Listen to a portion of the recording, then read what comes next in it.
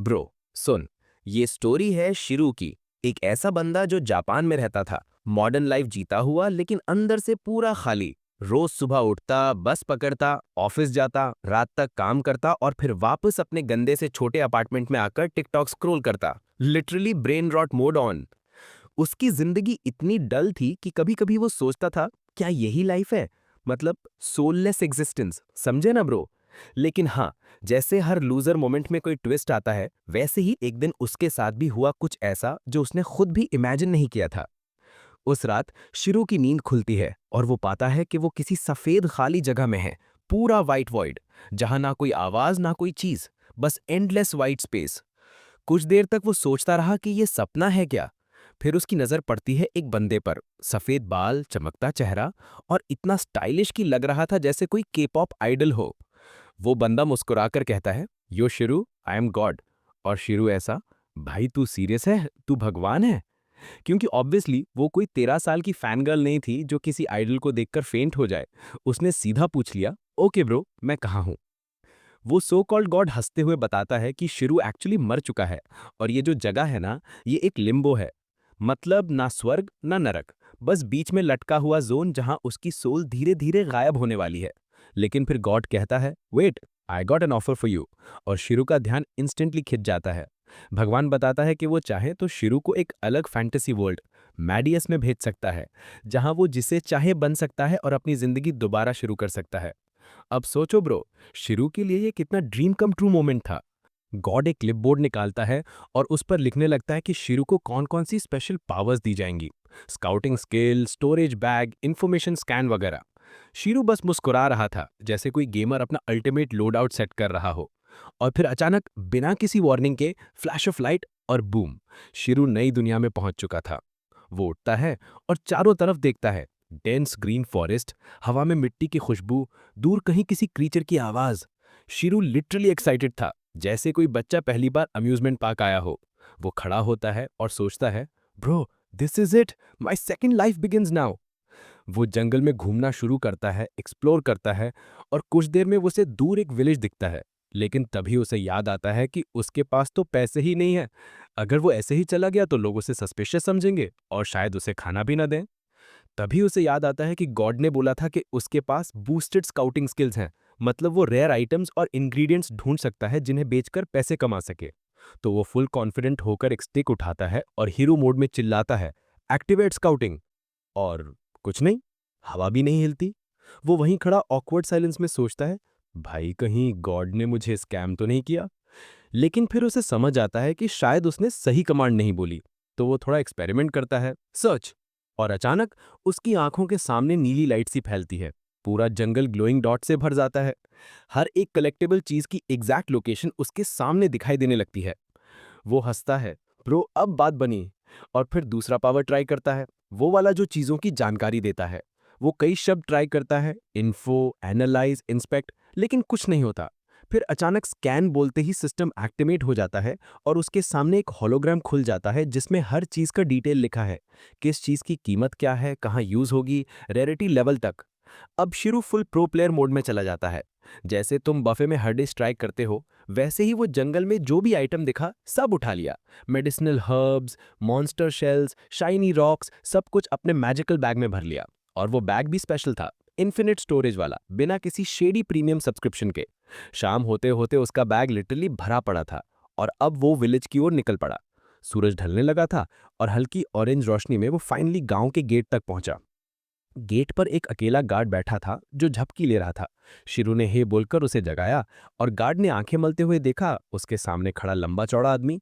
क्योंकि इस गांव के सारे लोग छोटे कद के थे, शिरू वहां लिटरली जायंट लग रहा था। गार्ड थोड़ा कॉशियस होकर पूछता है, तू स्वर्ड्समैन है या नाइट?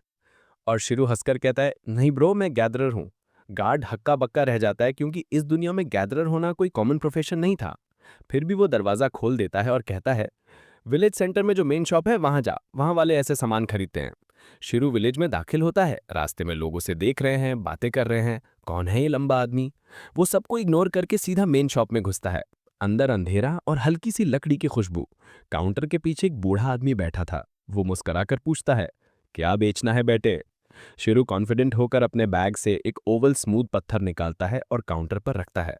बूढ़ा उसे उठाता है, गौर से देखता है, फिर उसकी एक्सप्रेशन बदल जाती है। वो शिरू की तरफ देखता है और कहता है, बेटा ये कोई रेयर मिनरल नहीं, ये तो एंटी तर का पूप है। ब्रो, अब कहानी यहीं से असली मजेदार मोड़ लेती है, जहां शिरू की किस्मत थोड़ी बकवास होते हुए भी सरप्राइजिंगली लटी लगती है। तो हुआ यूं कि जब उसने वो एंटीटर का पूप वाला पत्थर दुकान वाले को दिखाया, तो वो बूढ़ा आदमी पहले तो हक्का बक्का रह गया, लेकिन फिर उसकी आंखों में अजीब सी चमक आ गई। वो शिरू की तरफ देखता है और बोलता है, बेटा मैंने आज तक इतना परफेक्ट स्पेसिमेन नहीं देखा, इसे मैं 5 सिल्वर कॉइन्स में खरीदूंगा। शिरू पहले तो थोड़ा कंफ्यूज्ड हुआ, फिर जब उसे एहसास हुआ कि 5 सिल्वर कॉइन्स का मतलब लगभग $350 के बराबर है, तो उसके चेहरे पर वही एक्सप्रेशन आया जो तुम्हारा आता है जब तुम्हारा यूपीआई कैशबैक सच में क्रेडिट हो जाता है। वो तुरंत डील मान जाता है और दुकान वाला लिटरली इतना खुश होता है कि अपने चेहरे को ऊपर नीचे रब करने लगता है जैसे कोई साइको एनिमे मर्चेंट हो।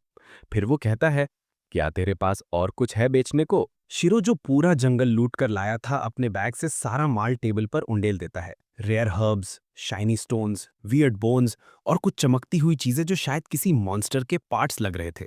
बूढ़ा आदमी शौक में आ जाता है, उसकी आंखें लिटरली बाहर आने वाली होती हैं। वो पूछता है, बेटा इतने हाई क्वालिटी आइटम्स तू किसी छोटे से गांव में बेचने क्यों आया? तू इन्हें किसी बड़े शहर में बेचता तो माला माल हो जाता। शीरो थोड़ा कूल बनकर झूठ बोलता है, ओह मैं बस एक ट्रैवलर हूँ, कलेक्ट करता रहता हूँ और देश भर घूमता हूँ। दुकानदार हंसता है, लेकिन उसकी नजरों से पता चल रहा था कि उसने शीरू का टैलेंट पहचान लिया है। वो बोलता है, अगर तू सच में गैदरर है तो मेरे पास तेरे लिए काम है। फिर वो बताता है कि पास के आइसी माउंटेन्स में कुछ रेयर जेम्स मिलते हैं। डेंजरस जगह है, मॉन्स्टर भी मिल सकते हैं, लेकिन अगर शिरू वो जेम्स ला दे तो उसे 20 ग्रैंड मिलेंगे। अब इतना पैसा सुनकर शिरू का अंदर का कैपिटलिस्ट जाग गया। डर तो लगा, लेकिन फिर बोला, डील पक्की ब्रो। शिरू दुकान वाले को गुड बाय बोलकर गांव घूमने निकल जाता है। थोड़ी देर में उसे एक छोटा सा इन दिखता है जहां वो रुकने का फैसला करता है। अंदर उसे कमरा मिलता है, हार्ड बेड, मिट्टी की खुशबू और खिड़की से आती ठंडी हवा। वो थका हुआ था, पूरा दिन भागदौड़ में निकल गया था। वो सोचता है, यार काश अब नहा पाता। और तभी दरवाजे पर नॉक होता है। वो दरवाजा खोलता है तो एक छोटी सी लड़की अंदर आती है, उसके हाथ में पानी से भरा लकड़ी का टब है। वो हंसते हुए बोलती है, सर यहाँ आपका पानी, आप वॉश कर सकते हैं। शिरू उसे देखकर थोड़ा ऑकवर्ड हंसता है। ओके, पर ये टब से नहाना कैसे होता है? क्योंकि भाई उसने जिंदगी में सिर्फ शावर देखा था। लड़की हंसती है और बोलती है, आप टावल गीला करके खुद को साफ कर लीजिए, यही हमारा तरीका है। शिरू लिटरली दिमाग पकड़ लेता है। व्हाट द हेल, शावर नहीं है? लड़की कहती है कि शावर या प्रॉपर बात तो सिर्फ नोबल्स को मिलता है, बाकी लोग ऐसे ही साफ होते हैं। शीरू डिसबिलीफ में बोलता है, भाई यहाँ नहाने पर भी क्लास डिवाइड है। लेकिन लड़की बताती है कि कुछ मेजेस पैसे लेकर मैजिक से लोगों को बात करवा देते हैं।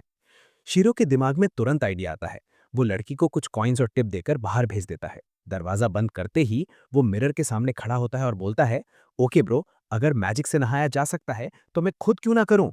वो अलग अलग स्पेल्स ट्राई करने लगता है, वाटर आइज, हाइड्रोक्लीन, लिक्विड एक्टिवेट, लेकिन कुछ नहीं होता। फिर अचानक वो बोलता है एक्वाफॉर्म, और बूम, उसके हाथों से पानी निकलने लगता है।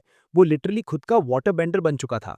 शिरू खुशी से झूम उठता है और फाइनली एक रॉयल लेवल स्नान करता है। प्योर सैटिस्फैक्शन वाला मोमेंट। नहाकर फ्रेश होकर वो बेड पर गिरता है, आंखें बंद करता है और सोचता है, यार शावर तो याद आ रहा है, पर यह भी बुरा नहीं था। और फिर नींद में चला जाता है। अगले सुबह सूरज निकलते ही वो जंगल की तरफ निकल पड़ता है। आज का प्लान था रेयर चीजें ढूंढना, जेम्स तक पहुंचना और थोड़ा एक्सप्लोर करना। वो जंगल में चलते चलते मशरूम्स ढूंढ रहा था जब अचानक उसे एक अजीब सा निशान दिखता है जो झाड़ियों के पीछे से आ रहा था। वो क्यूरियोसिटी में आगे बढ़ता है, ब्रांचेस हटाता है और वहां जो देखता है, उसका दिल रुक जाता है। एक डिकम्पोज्ड लैश जमीन पर पड़ी हुई थी। शिरू का दिमाग घूम जाता है, वो पीछे गिर जाता है और जमीन पर बैठकर कुछ देर तक सांस लेता है।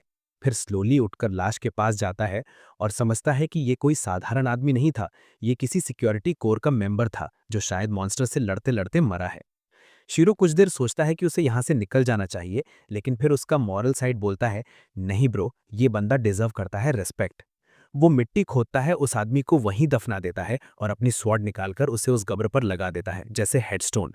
वो थोड़ा पीछे हटता है, सिर झुकाकर बोलता है, रेस्ट इजी ब्रो। फिर बैठ जाता है और सोचता है कि रात हो रही है, अब खाना बना लिया जाए। वो मैजिक बैरियर लगाता है ताकि मॉन्स्टर्स अंदर ना आ सकें और फिर आग जलाकर अपना छोटा सा पॉट रख देता है। जंगल से मिले गहरे वेजीज और थोड़ा मीट लेकर वो स्ट्यू बनाता है। और ब्रो जो स्वाद आता है ना, प्योर शेफ्स किस। वो सुकून से बैठकर वो खाना खाता है, तारे देखता है और सोचता है कि शायद जिंदगी अब इतनी बुरी नहीं है। अगले दिन सुबह वो उस हॉन्टेड फॉरेस्ट की तरफ निकल पड़ता है। वो जगह जहाँ पेड़ सूखे पड़े हैं, धुंध इतनी गाढ़ी है कि 2 कदम आगे कुछ दिखता ही नहीं है। हवा में अजीब सी ठंड और डर। शिरू लाइट मैजिक एक्टिवेट करता है और कॉशियसली अंदर जाता है। उसे पता है कि ये जंगल मॉन्स्टर्स से भरा हुआ है, लेकिन अब वो डरता नहीं, क्योंकि ये उसकी नई दुनिया है और वो यहाँ सरवाइव करने आया है, किसी से डरने नहीं।